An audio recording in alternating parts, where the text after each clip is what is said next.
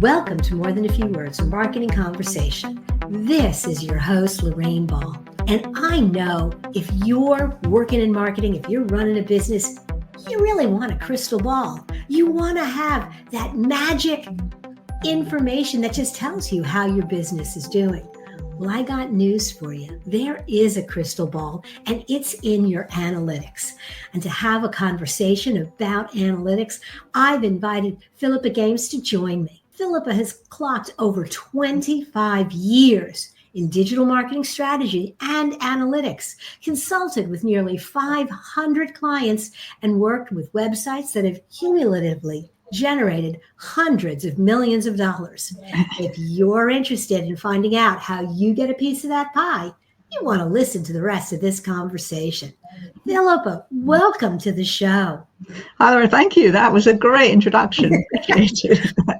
You know, I have always been a geek. I've always been about the numbers. And so I probably, as a business owner, erred on the wrong side where I had my head down too much. But for most business owners, they're not looking at the analytics. Why should they? Well, and, you know, I think I understand why they don't, and I don't blame them. You know, when you look at something like Google Analytics, which is what I mainly work in, it's overwhelming. I mean, there's tons and tons of charts and numbers and reports, and what does it all mean and how on earth do you get started? The problem is that if you're not looking at those analytics in a way that makes sense for your business, then honestly, I think you're flying blind with your whole investment in your website. And for most businesses now, a website plays a role in the business, right? It's important. Absolutely. I totally agree with you that it is so central. But what should I be looking at? Because there's a lot there. Right. And so the point is to look at things that you need to know. So one of the things that I do with clients is before I even look at the analytics, we look at the business and the strategy and what is it you're trying to do with your website? Because every website is actually doing some different things. But what you need to do is to be really aware of what are the outcomes that you're looking for. Every page on your site should have a call to action, at least one that directs people to what you want them to do as a result of seeing that page. Because if you don't do that, then the very good chance is that they won't do whatever it was that you wanted them to do. So having that understanding of where you're trying to go with your site gives you the questions then that you can then ask, because then what you want to know is how many people are doing this thing that I want them to do. And of the people doing it, sorry, let me just it's great. I just kind of I want to get these sound bites because you're giving me so much good information, and I want to make sure that it really hits home. You made a really critical point that every page on your website has to have that call to action, that next step, because people don't know what to do if you don't share that. Right. And some of them will try to figure it out. A lot of them won't. Mm-mm. And so, well, here's a really good practical example, therefore, of why analytics are important. So I'm seeing increasingly long pages on websites, and that's because of mobile. And I understand that, right? The problem is that people don't always scroll. In fact, often they don't scroll. And so if your important call to action is way down at the bottom of a really long piece of content, then a good proportion of visitors are never even going to see it. And that's key information. And that's why analytics are important, because just looking at the page, you would have no idea whether or not people were getting that far down the page. Absolutely. And, you know, one of the things that we did because I used to build a lot of web pages, when the pages started getting longer and longer and longer, we built a short page with a call to action, and then took the rest of the content and put it underneath that, and then repeated the call to action. Right. So for the lazy scroller, but if we hadn't been looking at the analytics, it would never have occurred to us that we were missing those opportunities. Right, exactly that. And there's absolutely nothing wrong with putting several different calls to action in your pages. Apart from anything else, one of the things you can do then is test like what kind of a call to action works best, what wording works best, or is it a button, or is it a picture, or, you know. So there's lots of things that you can do once you start to get that data that shows you what's going on. Okay, so one of the things you mentioned there is looking at the bounce rate, looking at people, how long are they spending on a particular page. What if I'm just starting out and I really don't know what my website can do for me? What are the first things I should be looking at? Well, I would say that you should have figured that out when you designed your site, but we won't go there. Yeah. We know that's good, but we also know that a lot of people just throw up a website and now they've got it and now they want to know what's next. But as I said, really, the thing is to really understand what your site's about. So number one, you've probably got some content. So for example, if you had podcasts, like you have podcast episodes, right? Or videos, one of the things that you can do with analytics is figure out whether or not people watch the whole thing.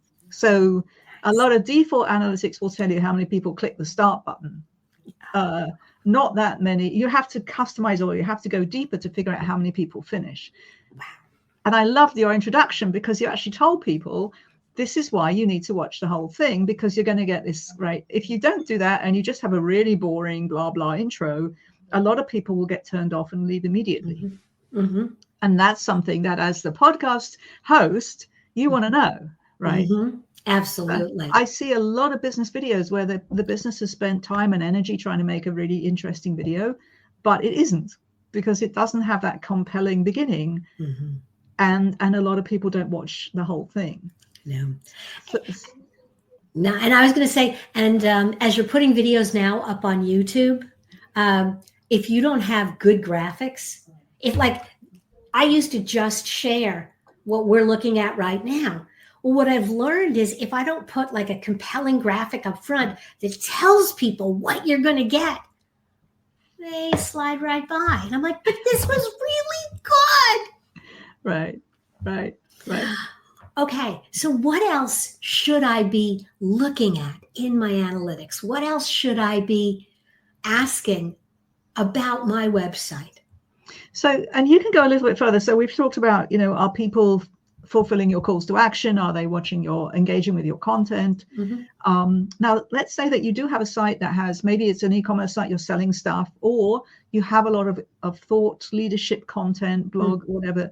If you have a search engine actually on your site, which if you have a lot of stuff is really helpful to help people get around, that search engine is a fantastic market research source, because you can look at what people put into that search engine and it tells you all sorts of things. Firstly, it tells you how people describe, what words they use for what you offer, because that's really important. Because, if your industry is full of jargon, right, you understand your jargon. The question is, do your customers or your prospects? Because if they don't, you want to make content that they are going to understand, and then you can teach them your jargon, right? Then you can educate them. So what words do they use? Another thing it tells you is, what do they expect from you?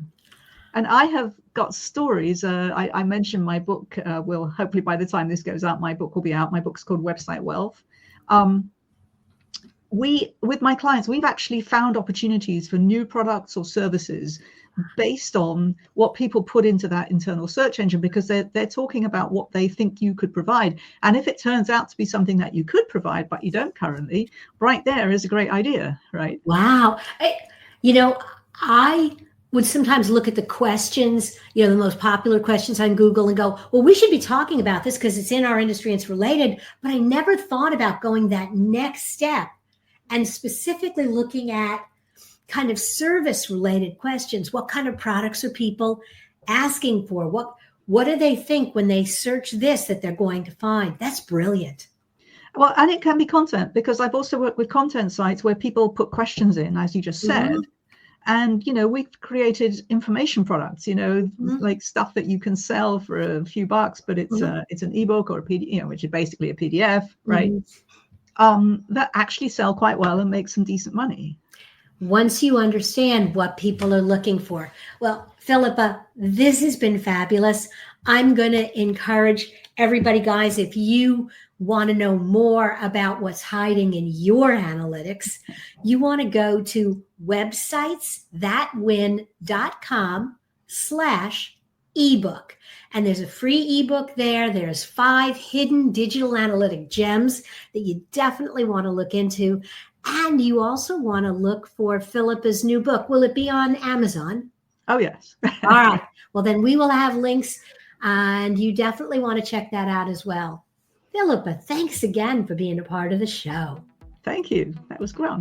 If you've enjoyed this conversation and you'd like to find other resources for your business, head over to morethanafewwords.com.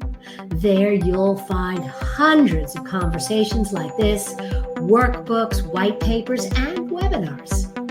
This has been another episode of More Than a Few Words. Thanks for listening.